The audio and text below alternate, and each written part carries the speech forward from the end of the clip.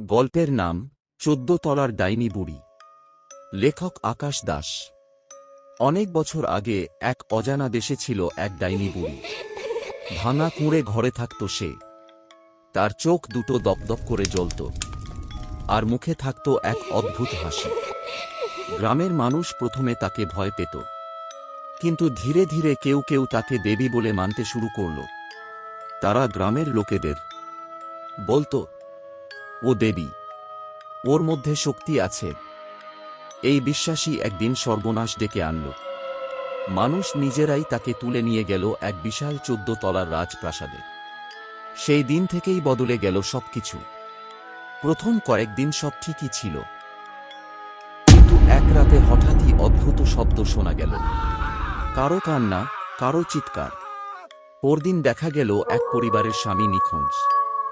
কেউ বলল সে পালিয়েছে, কেউ বলল ওকে দেবী নিজের কাছে ডেকে নিয়েছে। কিন্তু সত্যিটা ছিল আরও ভয়ঙ্কর। ডাইনি বুড়ির ভেতরে জেগে উঠেছিল এক অমানবিক ক্ষুধা। সে মানুষ খেতে শুরু করল।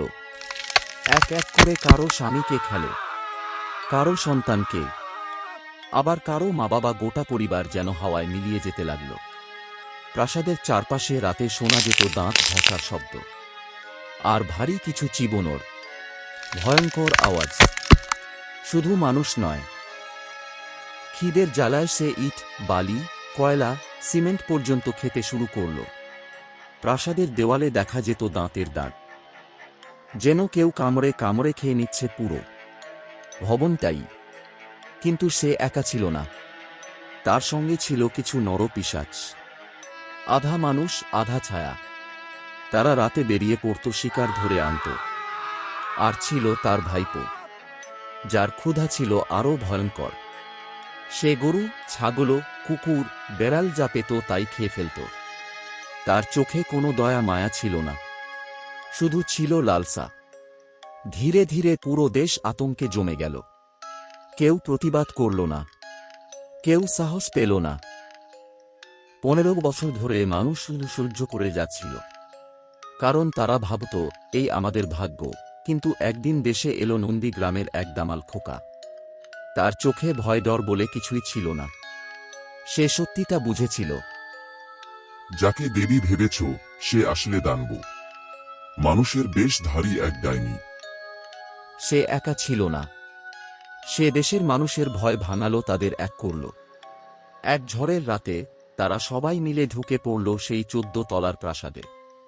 ভেতরে তখন অন্ধকার, দেওয়াল থেকে ঝরছে রক্ত, আর ওপরতলা থেকে ভেসে আসছে সেই পরিচিত শব্দ, হাড় চিবোনোর আওয়াজ। দামাল খোকা চিৎকার করে উঠল, আজ শেষ হবে সব। তারপর শুরু হলো এক ভয়ঙ্কর লড়াই। নর পিশাচগুলো একে একে ঝাঁপিয়ে পড়ল। মানুষরা লড়ল মরিয়া হয়ে। রক্ত, চিৎকার, আগুন সব মিশে গেল এক বিভীষিকায়। শেষে তারা পৌঁছাল ১৪ তলায়। সেখানে দাঁড়িয়ে ছিল ডাইনি বুড়ি। তার চোখে আগুন, মুখে রক্ত, দাঁতে মানুষের হাড়।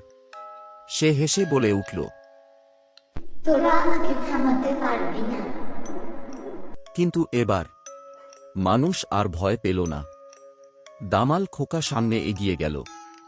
এক আঘাত, দুই আঘাত, মানুষও ঝাঁপিয়ে পড়ল। ডাইনি বুড়ি গর্জন করতে করতে পিছিয়ে গেল, আর শেষে ধাক্কা খেয়ে পড়ে গেল ১৪ তলা থেকে নিচে। এক বিকট শব্দ, তারপর নিস্তব্ধতা।